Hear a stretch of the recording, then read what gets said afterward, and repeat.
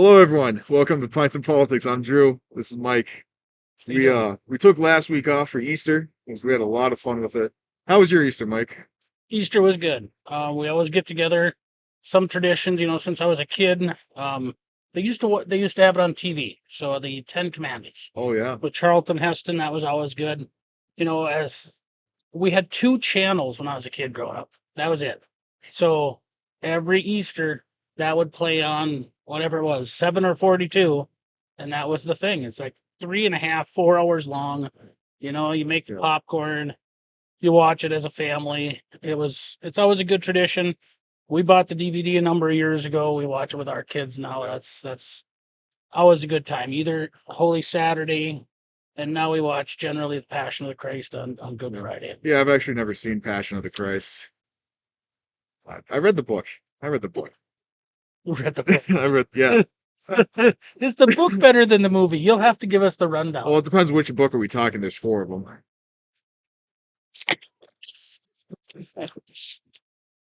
But yeah, no. So Not that. generally the context that you hear those quotes. Yeah, I read the book. The movie, it was missing a few things. Yes.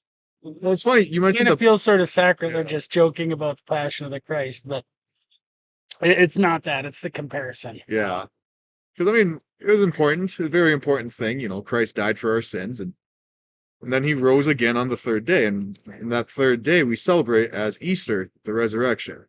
Right. And watch Jordan Peterson, and he talks about this. I just watched a little bit of it the other day. And the important thing is the resurrection, because everybody dies, Yep. right?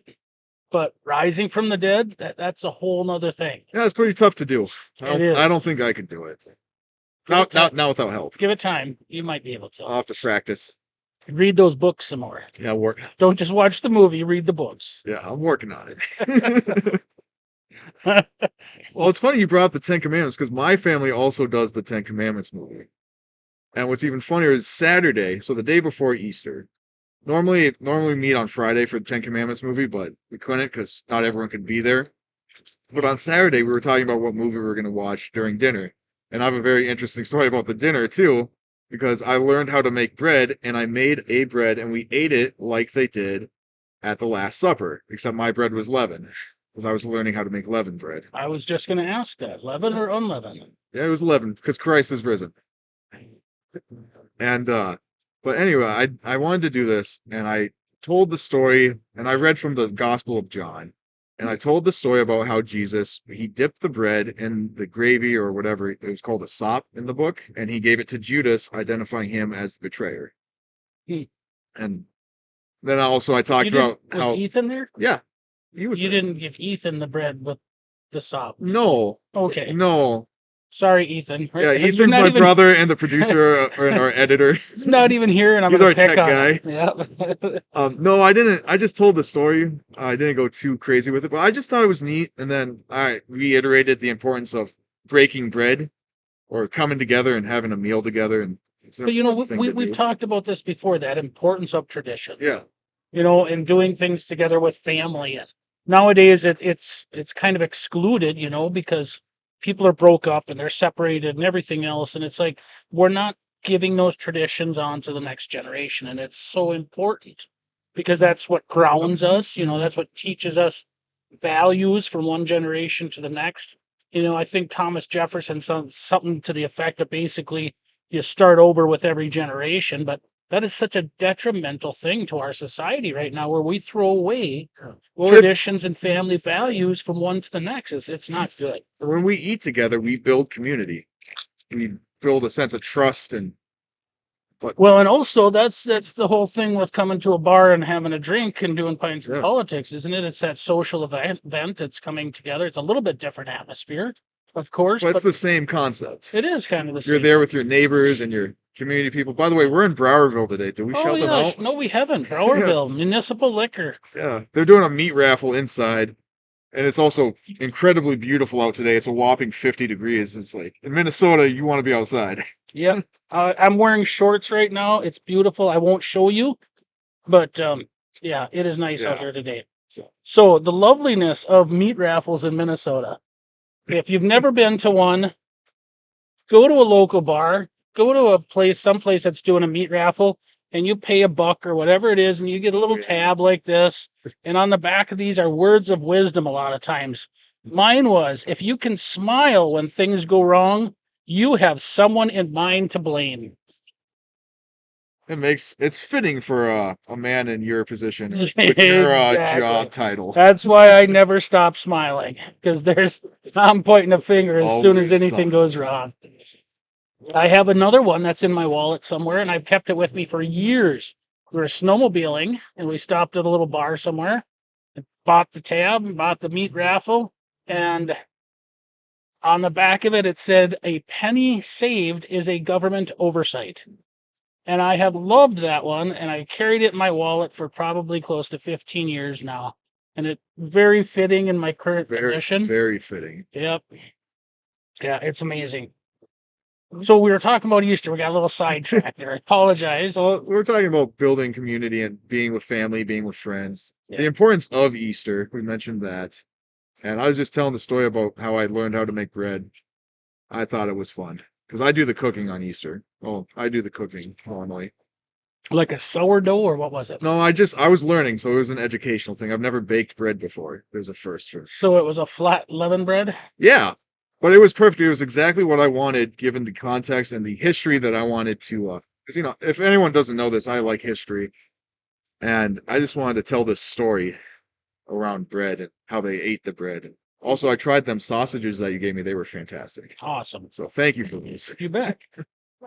And yeah, and then we were talking, and then the Sunday we watched the Ten Commandments. Good movie. It's long, but it is good. Oh yeah, It's well. absolutely. Love that one. So let it be written. Yeah. So let it be done. That's why I shaved my head, because I was just big fan of Yul Brenner, and Yeah. thought it looked good on him, so I'd try it. See the guy who played Ramses? Yeah. That guy was so dramatic. He's just like throwing his cape all sassy. You got like a teenage girl Sassy. in the body of an Egyptian man. Just like Perfect. he goes up to the one lady. He's like, "You're gonna be my wife, whether you like it or not." It's like, bro, that's your cousin. treat you the same as my dog or something. Yeah, like my that, it dog says. or my horse. But I would treat you better and love you less, or something like that. Yeah, it's Yeah. interesting. So it's definitely got its funny bits. It does. But no, it's a good watch. It's a good story. It's really interesting, and it's just really interesting, especially towards the end where Moses is getting the 10 Commandments himself. And I don't remember how long it took him. Well, he was up in the mountain for 40 days. 40 days. Okay, so for 40 days, well, the Israelites, they freaked out and started partying and made a new god, which makes no sense to me because right before those 40 days happened, they saw the parting of the Red Sea, and then the pillar of fire, and then all the miracles that were worked. It boggles my mind. I think I like listening to Jordan Rasmussen. Yeah. I'm sorry, not Jordan Rasmussen. Jordan Peterson. Apologize, Jordan Rasmussen. But Jordan Peterson, and he talks about some of this stuff in his different videos and stuff, and it's enlightening to hear his take on some of these things. He's a smart guy. And our fallen nature. Mm-hmm. The whole time they were leaving Egypt, it was better to live under bondage than starve in the desert. So there was so much of that where they were looking to get back. They tried for 400 years. They're living under slavery. And yet as soon as they had freedom, what did they do? They made a new god. They squandered it. Yeah. And that's why the wandering in the desert. And I always kind of wondered that too. And he explains it very good, but you had to wander in the desert for 40 years to cleanse the people, so to speak. Mm-hmm. 40 years is basically 2 generations. Yep. So that old way of thinking was eliminated. And you were cleansed of that old way of thinking, old faults, whatever you want to call them, in order to go into the promised land. That's neat, and I'm about to ruin the moment. Sorry.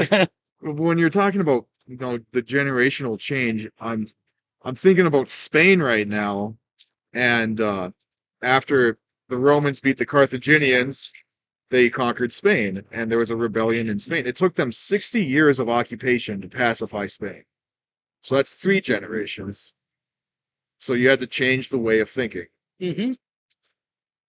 And and I look at our current society Yeah. and how things are going. Things changed very significantly after World War II. Yeah. That baby boomer generation, 60s, 70s, we've gone through this sort of chaos, if you will. Yeah. And now I see that baby boomer generation, they're coming close to the end of their time. Mm-hmm. And the next generations are stepping up and going, you know what, we screwed some things up here. Yeah. Divorce is not a good thing. No fault divorce specifically. Well, there's a lot of aspects in particular, to that. yeah. Look at the detrimental impact that has on a family. Mm-hmm. So we see young kids, saying we don't want to do the same thing our parents did. Yeah. So it's like righting the ship and turning our society back towards the things that actually made our society good. We screwed up. Yeah, and how much do you think that way of thinking has changed, just in and of itself? From one generation to the next, or just over your span of, like, let's say 2 generations. Oh, well, compound that with technology, right? And how much life has changed since the 1970s. I was born in 76, so obviously I don't remember any of the 70s really, but the 80s, kind of a blur. 90s was even worse, but I was practically an adult, so yeah, a little hazy. Anywho. That's fair. We all go through that. But look at what's changed since I was, 18, moved away from home. CDs, movies, phones, technology. It has just exploded. And what has that done to our society? What has it done to human nature? How has it changed things? I don't know that we can calculate it. Yeah.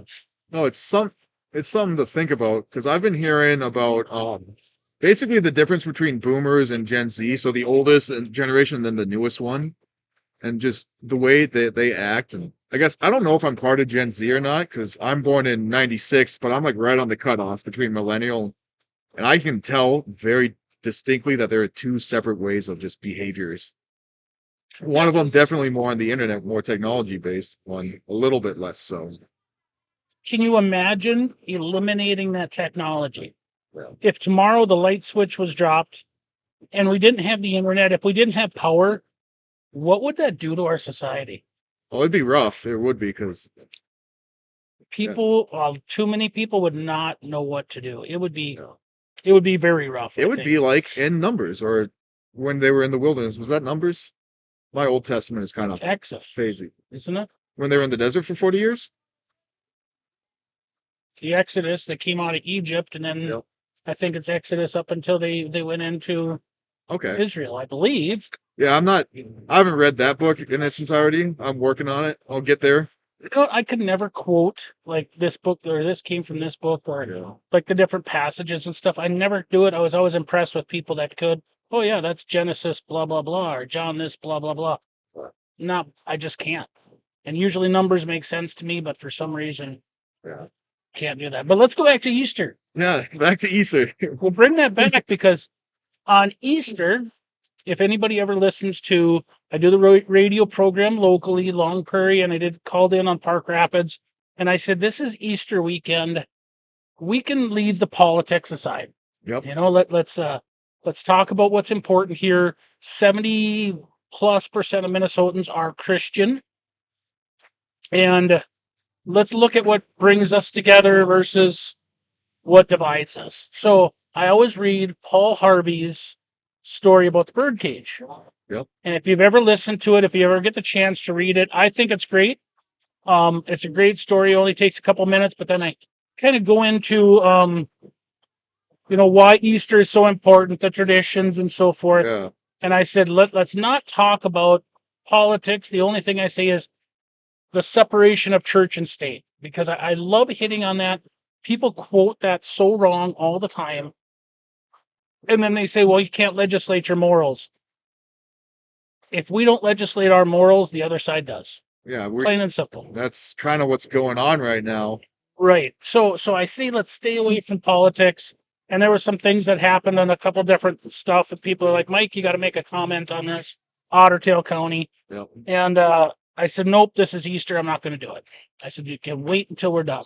And then our stumbling, bumbling president makes Easter Sunday Trans Visibility Day. And I was not happy. yep, and so did Tim Walz. And I didn't realize that until just before Yep, the he jumped on podcast. that bandwagon. I found that on X. I did not realize that. Yep. And the thing is, it wasn't them just saying it was, they declared it. It was like an actual, and then they signed documentation officially declaring it this year that Trans Visibility Day would be March 31st, 2024. And so now I've heard arguments all of a sudden in defense because they kicked a hornet's nest with this one. So many people were angry. I was furious about it. It's just insulting, is what it is. It is to take one of the most important days in any Christian faith, the day of the resurrection, Easter Sunday, and make it into the sexual identity day. It's absolutely wrong. Yeah. And to, like you say, kick a hornet's nest, he did it. Yeah. So I wasn't going to respond at first. I thought I'm going to calm down. And then normally I don't post much of anything of Trump's, but his response to it I thought was very good. And I forwarded that. And it was to say it was insulting is putting it lightly. I think he took our Christians across the state, across the nation, and just slapped them in the face. And people need to remember this. When Stumbling Joe is going to insult us like this, and we have an election coming up, we need to vote. Every Christian out there needs to look at their priorities and say, this is important. We're not going to take this. And the thing that bothers me the most is that they actually wrote down a resolution, like a full-on, there's the whereas, this is this, and there's a whole legal declaration. And they did it beforehand. Like on the 29th, Joe Biden declared it.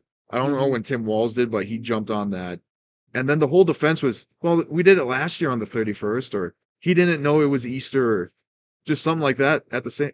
Again, I don't believe they didn't know it was Easter, but if it were last year, they wouldn't need to write a full legal resolution declaring Trans Visibility Day. It would have already been done.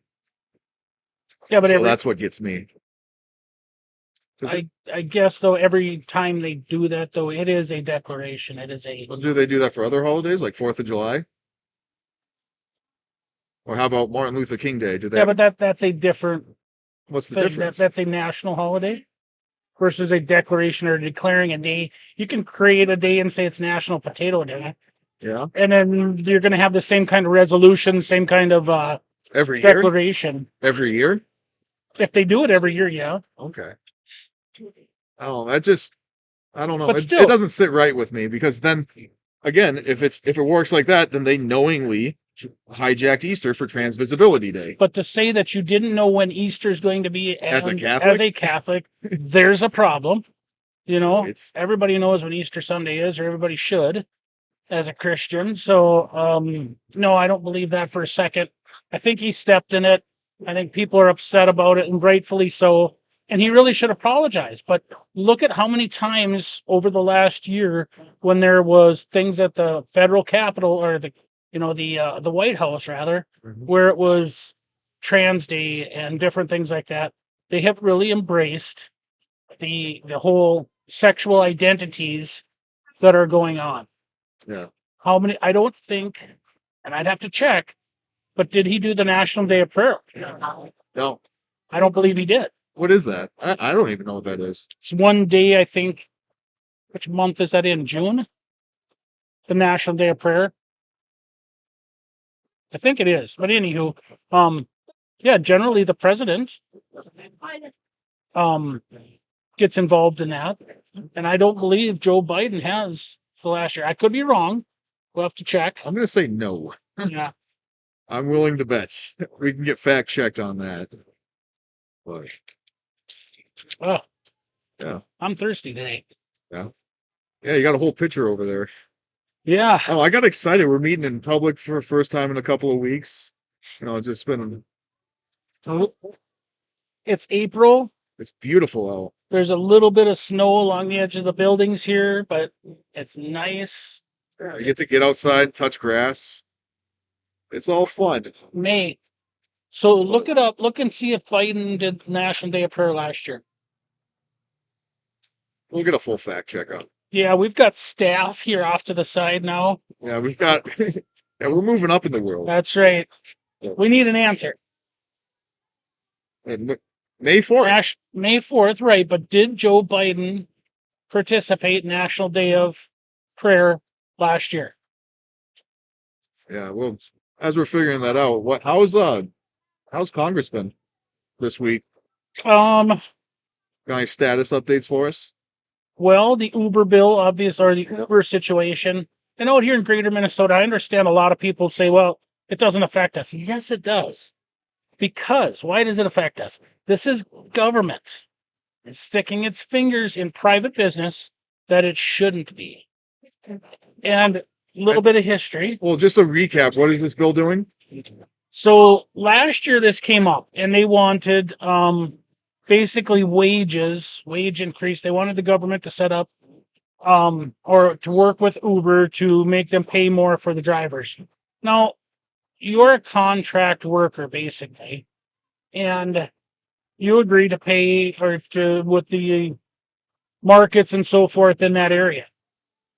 So I look at this and I say, as a driver, as an Uber driver, you knew what you're getting into. This is a private business. The government should not get involved in this. I said the same thing last year.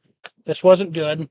And now what happened was the city of Minneapolis said they're going to make sure that Uber drivers get paid a certain amount. So to wrap it up, it's set prices from the top down. So Government set prices. Uber and Lyft are saying, nope, we can't do it. We can't function at those prices. Therefore, we're pulling out. Yep. So now there's other companies already that have said, okay, we'll fill in the gap. But that's free market. But why should government be dictating prices in the first place? That's a precedent. That's socialism. Yep. If they do it with Uber and Lyft, they can do it with your grocery store. That's right. So if they can do it with your grocery store, they can control what you buy and what you eat. That's right. And that's why it's so dangerous. Oh. So I've never liked that. So even though we say, well, there's no Uber and Lyft out here, that's government intervention in private business. It happens way too often. It's actually the detrimental of impact to the metro primarily, or say not even the metro, because it will affect you sooner or later. If you're going to go down to the cities, if you got to go down to fly out of the airport, yep, or fly back in, and you need a lift somewhere, you can get Uber or Lyft because there's no taxis. There's virtually nothing for taxis anymore. So how are you going to get around? You just call up one of these services. You're not going to have those services anymore. Young people. Yep. In the metro. We're going to see an increase in drunk driving. And driving. I said this today with someone I was talking to. Minneapolis wants more drunk drivers because they're getting rid of the ride services. I'm saying that right now. You can quote me on that, but the Democrats at Minneapolis and now St. Paul, by kicking them out with their policy, want more drunk drivers. And I want less drunk drivers. I want more of this Uber stuff. Maybe they're going to look at it as a revenue raiser because they can ticket more drunk drivers then. Either way, they want more drunk drivers. They want people getting hit, killed by drunk drivers in the ditch. It's not just that. The other thing that people don't factor in is elderly. People who can't get around. Uber and Lyft provide that service for doctor's visits. People who are physically impaired can't drive themselves but work jobs. They use Uber and Lyft. They utilize Uber and Lyft to get where they need to go. And all of a sudden they don't have that. Yeah, they can walk down to the bar and get one of them drunks to take them. It's just bad. It's business being controlled by government. And that's the other thing that really kind of opened up my eyes the other day. We had a bill that we're discussing in economic development, and I realized it was a city that was looking for money. And I thought about it for a second. I went, hold on here. This is a local issue. This is a municipal issue that's coming to the state level. We don't do that out here. No. We take care of those things ourselves. So what the cities and their, the towns around the metro basically are giving up their responsibility. They're getting financing and stuff from the state rather than doing that themselves. So we talk about how the metro grows and how the metro does this. It's growing on your taxpayer dollars. Yeah, which is basically your back. That's profiting right. off of your work. That's right. And the argument that came up at one point in time was, well, there's more money that comes out of the metro that goes to greater Minnesota. What a bunch of hogwash. Hogwash is putting it nicely. But a bunch of BS. To say that and then not realize that we are basically feeding the metro. Right. The agricultural products that go through the metro is immense. It's huge. I think Hennepin County, one of their biggest industries is still agriculture because of all the feed, grain, everything, chemicals. We're still an agriculture state. That's right. The other thing that doesn't get factored into that number is workforce. Greater Minnesota, our young people graduate, leave, they go to the metro. Yep. So you would not have a workforce if it weren't for Greater Minnesota as well. And on top of that, we got the trade because Duluth is greater Minnesota, and then it goes all the way, it goes down to the metro, it goes up into Canada, and it goes all the way across the state into Fargo. So you get all that trade that happens too. Right. I believe the term is corridors right now because you have the highways, the trains, the interstate. But to say that, we get more tax money out here than we pay into the state, BS. It is BS. So, I went on a rant there. I forgot where we were talking about before. We're on topic here. We're on topic here. We're doing a status update on Congress. And apparently right now this week is the Uber bill. We will see where that is at. And is there a vote scheduled sometime? Pat Garofalo gave a pretty good talk last night. We went a little bit later than I thought the bill was going to go, and it was the transportation bill. There was about 15 amendments onto that bill, and I think only a couple of them were taken. But Pat Garofalo asked for an urgency to do something with the Uber bill, and they said, basically, you need our help to fix this. And Jamie Long said, things are in place. We don't need you. So we were talking about it afterwards, and I said, this is kind of like watching the Hindenburg crash. Yeah. And saying, you're piloting the ship. I'd love to help you, but you're in charge. We don't want to see the Hindenburg crash. We don't want to see these issues, these negative impacts on people's lives, but you control everything. The only bill that Walz vetoed last year was the Uber bill. The only one.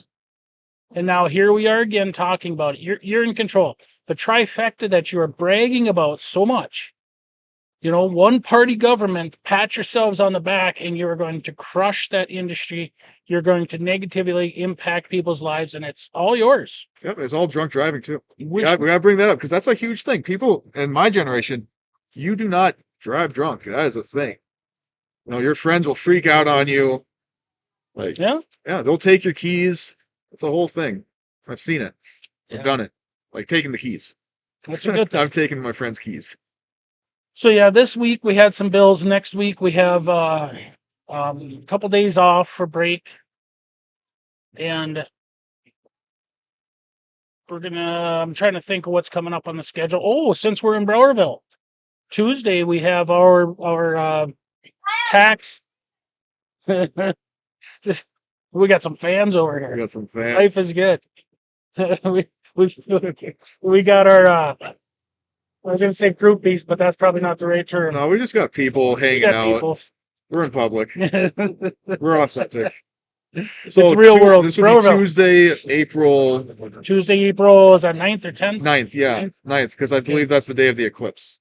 Oh, hey. 8th. It's the 8th? Okay, so Tuesday the 8th or the 9th. One of these 2 days. Okay. So what that is that would be the sales tax on construction material. Okay. Would be taken off of that school project for Browerville. Would save them roughly something to the tune of just shy, I think, of $600,000. Nice. So we finally got that committee hearing. Chair on the Democrat side talked to me last night. Appreciate that. That's going to help this community out a lot. We'll see what happens with the bonding portion of that.